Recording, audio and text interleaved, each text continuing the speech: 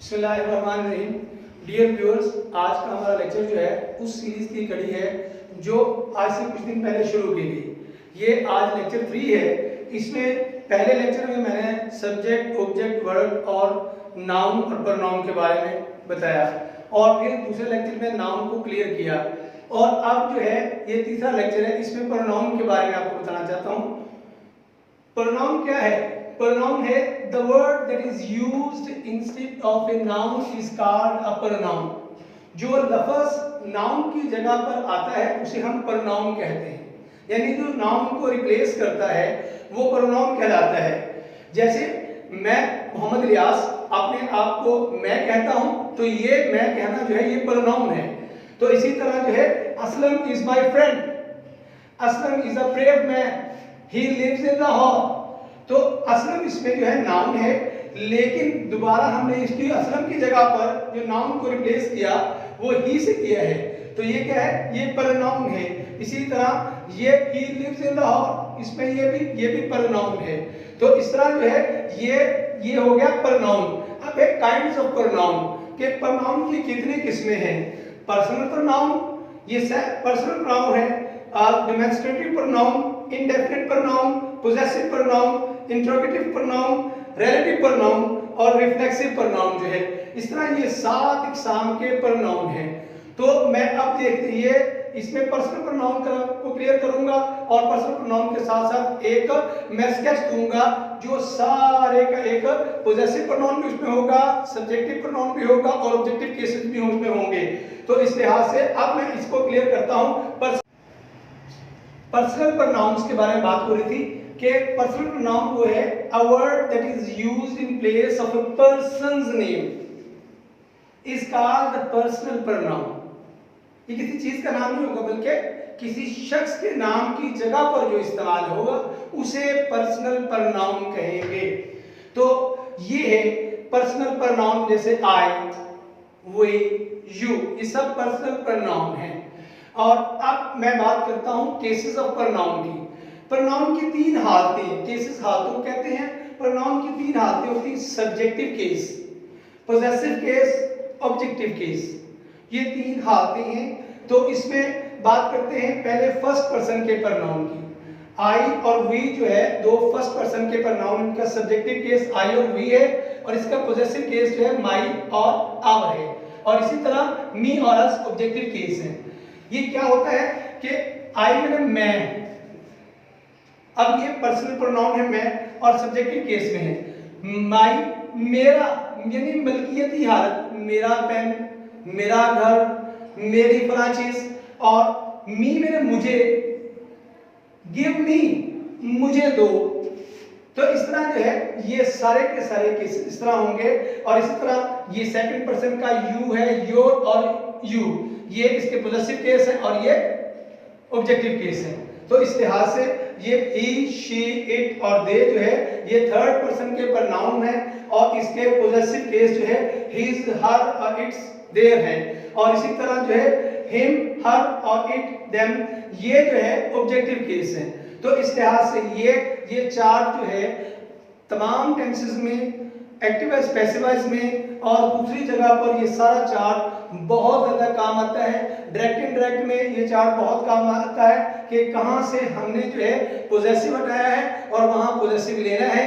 तो इस तरह जो है कहां ऑब्जेक्टिव केस इस्तेमाल होगा, कहां सब्जेक्टिव केस इस्तेमाल होगा, ये हम अपने ذहन में बिठा लेंगे तो इंशाअल्लाह बहुत बेहतर होगा। अब हमें इस एग्जांपल से मैं आपको समझाता हूं कि कहां कौन सा केस है प्रोनाउन का। अब आई एम अ बॉय, इसमें आई जो है प्रोनाउन है लेकिन ये सब्जेक्टिव केस है। ये सब्जेक्टिव केस, इसे नॉमिनेटिव केस भी कहते हैं और सब्जेक्टिव केस भी कहते हैं। This is called nominative case और सब्जेक्टिव केस। तो ये जो है अब इसमें ये भी अगले फिक्रे में ये सब्जेक्टिव केस है और ये पोजेसिव केस है।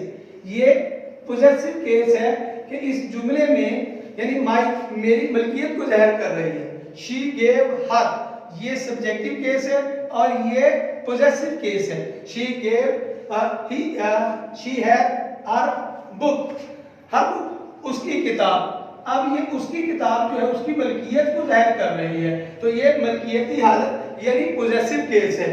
यू गेव हिम, हिम जो है ये भी मलकियती हालत, ये ऑब्जेक्टिव केस को जाहिर कर रहा है, ये ऑब्जेक्टिव केस को जाहिर कर रहा है। he gave them, he gave them ये भी ऑब्जेक्टिव केस को जाहिर कर रहा है।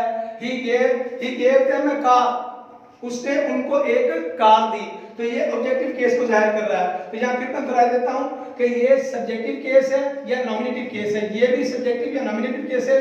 ये तमाम जो है ये यहाँ जाहिर जो हो रहे शुरू में ये सारे के सारे सब्जेक्टिव केस हैं, और ये पोजेसिव केस है, ये भी पोजेसिव केस है, और ये ऑब्जेक्टिव केस ऑफ प्रोनाउन है, और ये भी ऑब्जेक्टिव केस ऑफ प्रोनाउन है।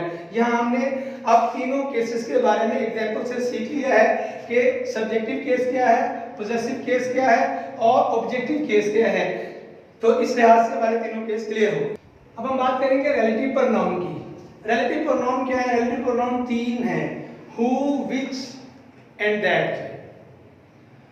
ये दो फिक्रों में रिलेशन का बायस बनते हैं, दो अलग अलग फिक्रे हो तो उनको रिलेशन का बायस बनते हैं, रिलेटिव प्रोनाउन कहलाते हैं। मिसाल के तौर पर he is the man who went there, बताता चलूं, हु आता है इंसान के लिए और विच आता है बेजान के लिए, जानदार कोई जानवर हो उसके लिए भी आ जाता है, विच आता है। लेकिन दैट जो है वो विच को रिप्लेस कर सकता है कि दैट, विच की जगह पर दैट भी इस्तेमाल हो जाता है।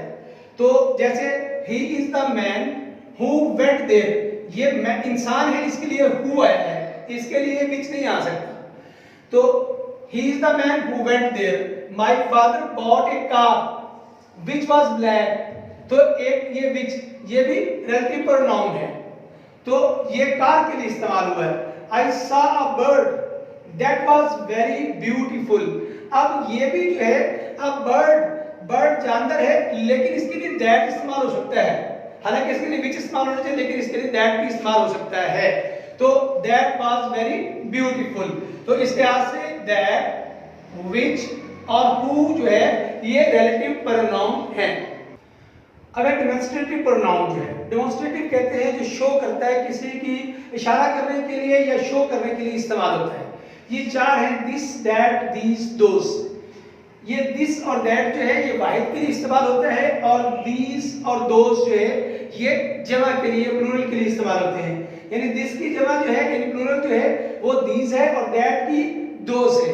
और इस तरह जो है ये इशारा इस तरह होता है, दिस टॉय इज ब्यूटीफुल, यानी कि जो करीब रखा हुआ टॉय ये खूबसूरत है, दैट टॉय इज अगली, वो जो दूर टॉय है वो अगली है यानी बदसूरत है।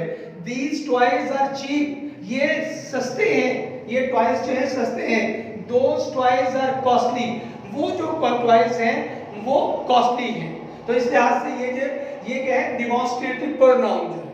अब हम बात करेंगे इंटरोगेटिव प्रोनाउन की। इंटरोगेटिव प्रोनाउन में विच, हु, व्हाट, हुज वगैरह और लफ्ज़ से शामिल हैं। यानी विच, यानी विच इज योर पेन, तुम्हारा पेन कौन सा है, ये वाला वो वाला। हु इज दैट बॉय, वो लड़का कौन है। What is the aim of your life, तुम्हारी जिंदगी का मकसद क्या है। हुज पेन इज इट, कि ये किसका कलम है, ये किसका पेन है। तो ये जो चीज थी ये इसमें सवाल बयान किया जाता है। इसके अलावा और भी लफ्ज़ हैं, तो ये जो है ये इंटरोगेटिव प्रोनाउन कहलाता है। अब हम बात करेंगे रिफ्लेक्सिव प्रोनाउन की जो है। रिफ्लेक्सिव प्रोनाउन जो है अपने आप की रिफ्लेक्शन देने के लिए होता है कि जोर देने के लिए, किसी चीज की ताकीद के लिए इस्तेमाल किया जाता है। यानी कि बनता किस तरह, when we add self to my, your, him, her or it. जब हम लफ्जों के साथ सेल्फ इस्तेमाल कर देते हैं, इजाफा कर देते हैं, तो जैसे माई और सेल्फ इस्तेमाल किया तो माई सेल्फ बन गया, योर और सेल्फ जमा किया तो योर सेल्फ बन गया। इसी तरह himself, her self, it self बनते हैं। और जमा के साथ जो है सेल्फ इस्तेमाल होता है, जैसे आवर के साथ आवर सेल्फ, योर के साथ योर सेल्फ, दे के साथ देम सेल्फ बन जाते हैं। तो ये जोर देने के लिए, ताकीद के लिए इस्तेमाल किए जाते हैं। इस तरह मैं मिसाल दूंगा, she can go there herself, वो वहां खुद जा सकती है, वहां खुद से जा सकती है या खुद जा सकती है। I wrote the letter myself, मैंने खुद लेटर लिखा। अगर ज्यादा ताकीद करनी है तो ये सब्जेक्ट के फौरी बाद जो सेल्फ रिफ्लेक्सिव है वो आ जाएगा। जैसे ही हिमसेल्फ वेंट देयर, वो खुद वहां गया, कोई और नहीं गया। She herself is responsible for it, कि वो खुद इसकी जिम्मेदार है, ना कि कोई दूसरा। तो इस लिहाज से आपको समझ में आ गया होगा कि ये है रिफ्लेक्सिव प्रोनाउन जो है। तो रिफ्लेक्सिव प्रोनाउन जो है बेहतरीन अंदाज में इन एग्जांपल से क्लियर हो। अब हम बात करेंगे इंडेफिनिट प्रोनाउंस की। इंडेफिनिट प्रोनाउन वो होते हैं जिसमें कोई वाज़ेह शख्सियत का पता ना चले, कोई भी कर सकता है उस काम को। जैसे ये इंडेफिनिट प्रोनाउन है सम, एनी, समबडी, एनीबॉडी। तो इसमें जो है ये सम जो है प्लूरल में इस्तेमाल होता है और अनकाउंटेबल में भी इस्तेमाल होता है। इसी तरह एनी जो है वो नेगेटिव के लिए इस्तेमाल होता है और समबडी जो है मस्बत के लिए इस्तेमाल होता है, एनीबॉडी जो है सवालिया और मनफी के लिए इस्तेमाल भी होता है। तो मैं एग्जांपल्स के साथ आपको समझाता हूं कि जैसे इस फिक्रे में देखिए, there are some books in my bag, मेरे बैग में कुछ किताबें, पता नहीं कितनी हैं, लेकिन सम है जरूर। There are some books in my bag. अब इस तरह ये तो काउंटेबल है लेकिन काउंट की नहीं गई। There is some milk in the glass, कि ग्लास में कुछ दूध है, दूध काउंटेबल नहीं है। तो ग्लास काउंटेबल हो सकते हैं लेकिन दूध जो ग्लास में है वो काउंटेबल नहीं है। Did you see anybody in this room या इन द रूम, कि क्या आपने इस कमरे में किसी को देखा है। somebody should go there, कोई जाए, यानी कोई से मुराद है मतलब ये भी जा सकता है, ये भी जा सकता है, ये भी जा सकता है, अहमद भी, अकबर भी, खालिद भी, कोई भी जा सकता है। तो इसलिए जो है ये डेफिनेट नहीं है, इनडेफिनेट है, इसलिए इसको इनडेफिनेट कहा जाता है जिसमें वाज़ेह ना हो कुछ। तो उम्मीद है आपको प्रोनाउन और प्रोनाउन की सारी इकसाम समझ में आ गई होगी। तो ये है, ये बेहतरीन एक तफसील से आपको समझाया गया है। तो इंशाअल्लाह अगर आपको ये लेक्चर पसंद आए तो हमारे चैनल को सब्सक्राइब कीजिएगा। इंशाअल्लाह आइंदा ऐसे लेक्चर और भी आपको मिलते रहेंगे। अल्लाह हाफिज़।